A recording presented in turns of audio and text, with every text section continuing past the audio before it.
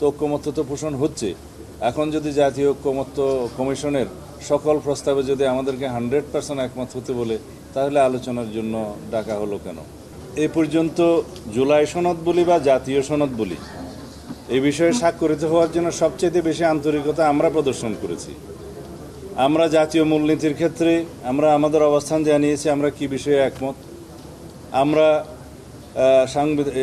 70 অনুচ্ছেদের ব্যাপারে আমাদের পজিশন জানিয়ে আমরা সেখানে একমত হয়েছি এবং সেটা জাতীয় সনদে অন্তর্ভুক্ত হবে, সবাই সেটা একমত হয়েছে।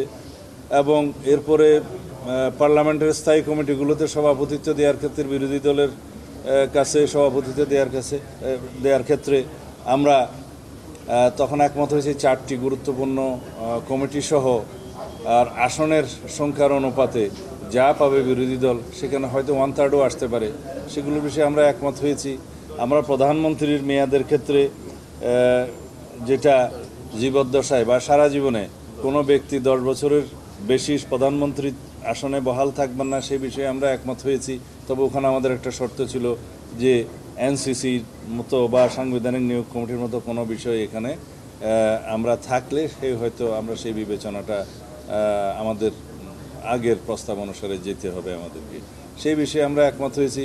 রাষ্ট্রপতির নির্বাচনের ক্ষেত্রে আমরা গোপন ব্যালটের মাধ্যমে স্বাধীনভাবে এমপিরা ভোট দিতে পারবে, সেই বিষয়ে একমত হয়েছি। তো ঐক্যমত্য তো পোষণ হচ্ছে।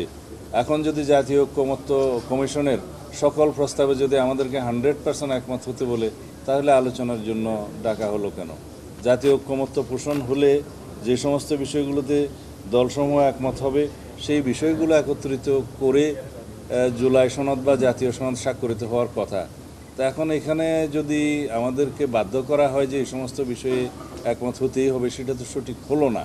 আমি হতাশ নই, আমরা হতাশা কখনোই ব্যক্ত করি না, আমরা আশাবাদ ব্যক্ত করি।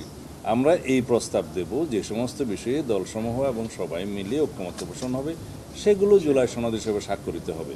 আর বিষয় যেগুলো এখনও আলোচনাধীন আছে, এই বিষয়ে আমি কোনো আলোচনার টেবিলে যেহেতু আছে, এই বিষয়ে আমি কংক্রিট কোনো সিদ্ধান্তমূলক কোনো কথা আমার দলের পক্ষ থেকে দেব না। যদি নতুন কোনো প্রস্তাব আসে ওই বিষয়গুলোতে গ্রহণযোগ্য, যেটা জাতির জন্য কল্যাণ হবে, সেটা অবশ্যই আমরা দলে আলোচনা করে পরে আবার জানাবো।